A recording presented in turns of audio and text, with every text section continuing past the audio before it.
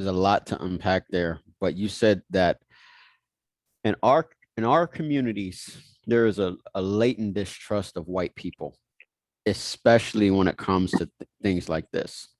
Mhm. And I want to ask, how long did it take you? I'm not sure how many cases you look at each year, but how long did it take you to, when you first started, to start seeing through, okay, I can approach this a little bit differently opposed to following every single thing by the book? Well, so one of the things is I tried my best to learn agency policy, and I saw that agency policy in its purest form had allowances for this, for me to do it in the style in which I started to do it. So when you say by the book is maybe how people have traditionally done it. But the spirit of the Ohio Revised Code, there's families is back in the day, say 20, 30 years ago, who because their child got a real bad spanking or bad whooping, kids got removed. In the Ohio Revised Code, it does not say that you cannot whoop your kids. It don't say that.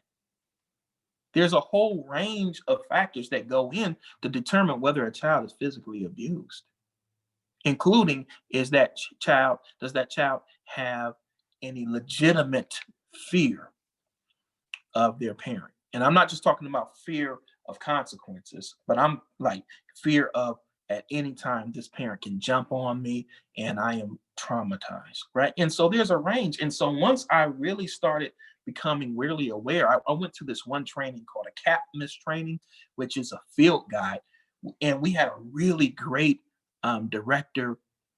I believe her name was Yvonne Billingsley at the time, director of our legal department, who, and she was a woman of color. And she actually facilitated the training and said, your CAPMIS guide says this, that, and the other. And you guys have been encroaching upon the rights of families. And you've been out here like willy-nilly, just doing it the way you do it based upon your own biases. And you're hurting kids.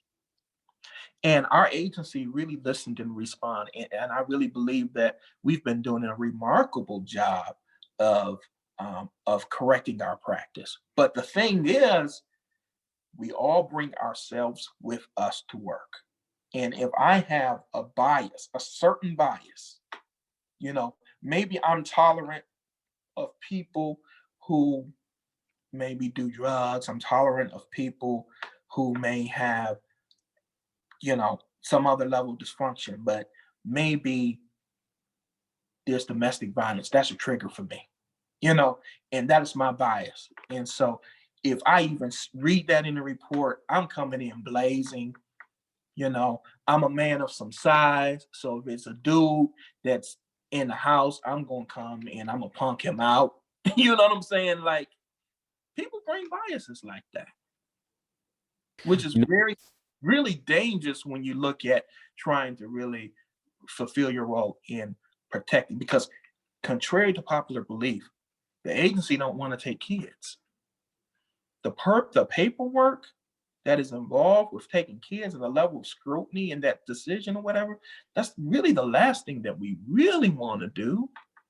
That's actually something I wanted to get